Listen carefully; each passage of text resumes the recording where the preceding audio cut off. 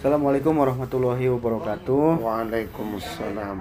Alhamdulillah hari ini kita berkesempatan berbincang dengan kepala tim dari pengarang buku Kitab Polisi dari pesantren Mahad Ali Salafiyah Syafi'iyah Situbondo bersama saya Kiai Jais Badri ya. Alhamdulillah. Kira-kira saya mau bertanya nih Kiai, boleh ya? Monggo diatur. Ini terkait dengan buku Kitab Fikih Polisi ini kan ya. Tujuannya mengarang Kitab Fikih Polisi itu untuk apa, Kiai? Terima kasih. Assalamualaikum warahmatullahi wabarakatuh. Waalaikumsalam. Senantiasa kita bersyukur dengan selalu memuji Allah Subhanahu wa ta'ala, karena bersyukur dan memuji Allah itu adalah kunci keberkahan. Nabi Allah Nuh dipuji oleh Allah, innahu kana abdan syakura, sehingga beliau berusia sampai 1000 tahun itu sebagai buah dari syukur yang tidak henti-hentinya beliau haturkan kepada Allah.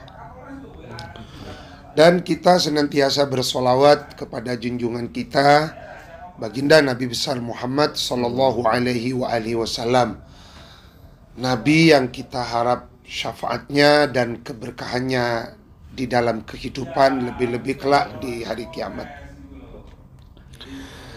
Amma ba'du, tujuan dari penulisan buku Fikih Polisi ini itu pada dasarnya untuk meneguhkan, untuk mentakkid manhaj atau metode Islam yang tawassut, meneguhkan semangat nasionalis religius berbasis kitab kuning. Sehingga dengan adanya fikih polisi ini, umat Islam itu mempunyai kesadaran berlalu lintas yang didasari oleh keimanan. Ketika seseorang melanggar lalu lintas, dia tidak hanya bersalah kepada negara, tidak hanya bersalah karena melanggar aturan-aturan yang telah dibuat oleh polisi, tetapi dia melakukan suatu dosa. Bisa gitu ya? Seperti itu. Karena apa? Undang-undang lalu lintas itu dibuatkan untuk menertibkan agar supaya minimal tidak terjadi atau tidak menimbulkan banyaknya kecelakaan itu. Sehingga dengan kesadaran berlalu lintas yang didasari fikih polisi ini, itu bisa meminimalisir terjadinya angka kecelakaan yang semakin besar di negara kita. Karena jumlah kendaraan kan semakin banyak. Artinya dengan fikih polisi ini, polisi yang merupakan khalifahnya Allah di atas bumi sebagai pengayom masyarakat, ada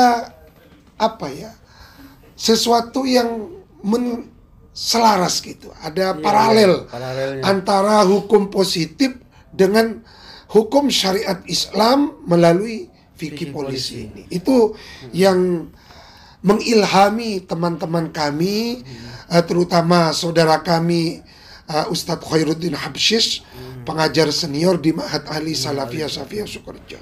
Oh itu. Nah tadi kan menarik ini dibahas tentang lalu lintas kan. Apakah di dalam fikih polisi ini hanya dibahas soal lalu lintas untuk mencegah madorot yang timbul dari lalu lintas tadi, atau ada hal lain gitu? Misalnya contohnya kemarin baru saja terjadi peristiwa yang menggemparkan kan, bom bunuh diri di katedral. Apakah dengan fikih polisi ini juga bisa mencegah orang berperilaku radikal seperti itu? Terima kasih. Alhamdulillah, fikih polisi menjawab semua aspek-aspek kekinian yang dihadapi oleh teman-teman kita, saudara-saudara kita di institusi kepolisian Republik Indonesia. Iya. Salah satunya di dalam buku Ini. fikih polisi ini dibahas juga tentang fikih medsos. Oh, pakai medsos. Bagaimana kita itu berinternet dengan nilai-nilai keislaman dan nilai-nilai etika di dalam Islam. Betul. Karena baginda Rasulullah itu kan diutus untuk menyempurnakan akhlak. Artinya apa? Kita memprihatin begitu banyak masyarakat yang pola pikirnya itu sudah teracuni Betul. dengan berita-berita hoak.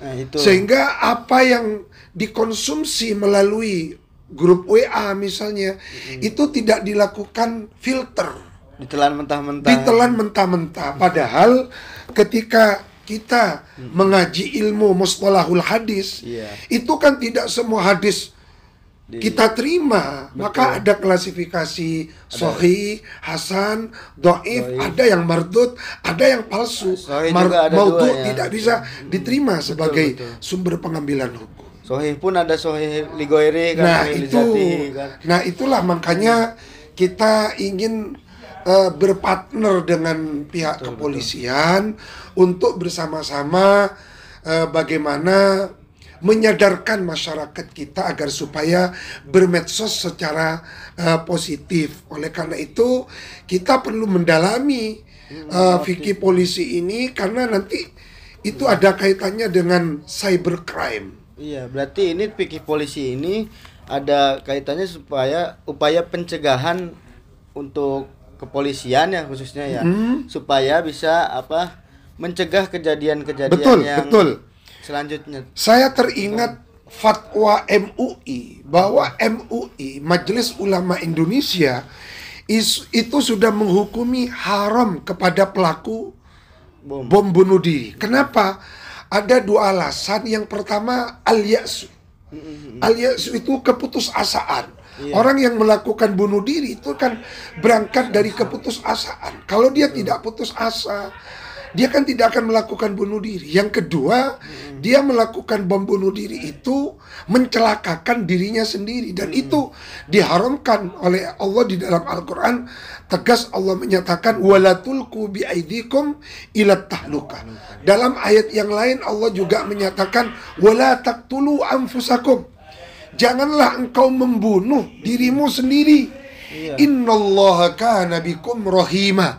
Karena sesungguhnya Allah kepadamu itu adalah zat yang penuh kasih sayang. Jadi Allah mengasihi kita, memberikan kita keindahan dunia yang luar biasa ini.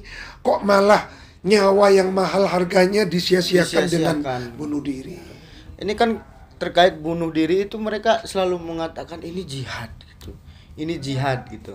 Ini pertanyaannya jihad yang seperti apa Kiai? Nah, itulah karena mereka memahami Islam itu dari sampulnya saja. Iya. Tidak memahami Islam dari hakikatnya. Iya. Bagaimana para ulama menafsirkan jihad. Betul. Sama seperti anggapan sebagian orang bahwa negeri kita itu tauhid. Betul. Itu kan karena ketidaktahuan mereka. Togut. Padahal tauhid itu adalah simbol dari kekufuran.